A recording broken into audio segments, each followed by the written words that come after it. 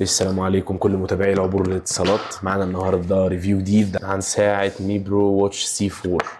بيجي في العلبة الشاحن والساعة بس، وما بيجيش معاها ستراب إضافي. نروح هنا للساعة. بتيجي بحجم شاشة 2 بوصة من نوع تي اف تي بدقة 240 في 296 بكسل، ومعدل الريفريش ريت بتاعها 60 هرتز، وانا اشوف ان الرقم ده على سعرها كويس جدا. وبتيجي بهيكل من الزنك، والستراب بتاعها بيجي سيليكون، وسمكها 9.8 ملي، ووزن الساعة من غير الستراب 29 جرام.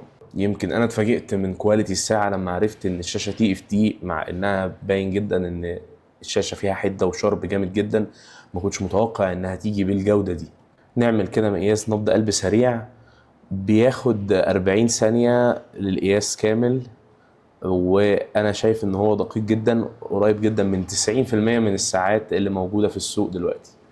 والساعة كمان بتدعم الاتصال، وينفع تخزن عليها جزء من جهات الاتصال بتاعتك عشان الاتصال بشكل مباشر من غير ما ترجع للتليفون بتاعك. وكمان الساعة بتيجي هنا بكمية واتش فيسز محترمة جدا موجودة جوه الساعة، غير كمان اللي بتقدر تحصلهم من ابلكيشن مي برو الرسمي.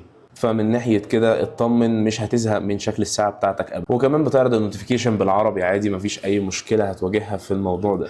وده كان ريفيو سريع للساعة. لو عايزين ريفيو كامل يا ريت تكتبوا لي في الكومنتات. اتمنى يكون الفيديو عجبكم. كان معاكم حازم من العبور للاتصالات.